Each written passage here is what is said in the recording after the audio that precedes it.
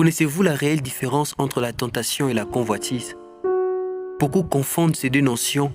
Pourtant, l'une est un piège extérieur et l'autre est une pulsion intérieure. Aujourd'hui, nous allons disséquer la mécanique du péché pour apprendre à les vaincre à la source. Shalom, c'est Ishmael Grace pour votre édification.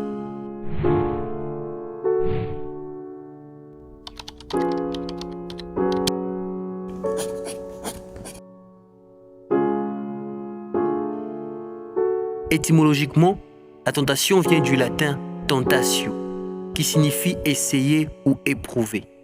La tentation, c'est ce qui vous incite à l'action en éveillant un désir.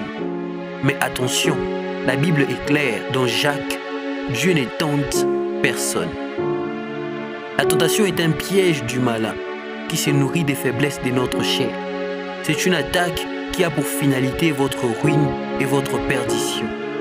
Mais voici la bonne nouvelle. Derrière chaque tentation, il y a un Dieu qui croit en vous. Il ne permettra pas que vous soyez tentés au-delà de vos forces. Résister à la tentation, c'est donc prouver son amour pour Dieu.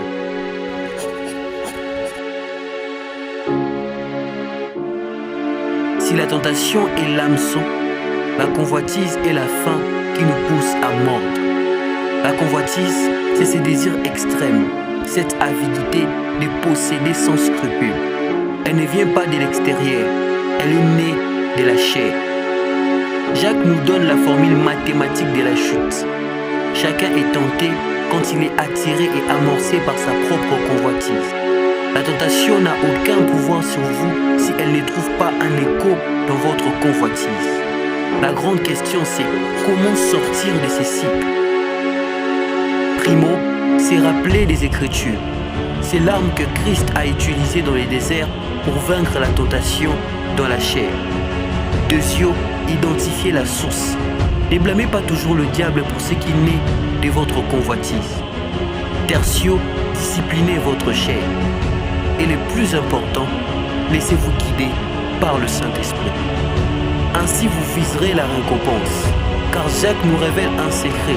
Au-delà de la tentation surmontée, il y a une couronne qui nous attend. Ne laissez plus vos désirs dessiner votre destinée. Soyez maître de vos impulsions par la puissance de la parole et en marchant selon l'esprit. C'était Ishmael Grace.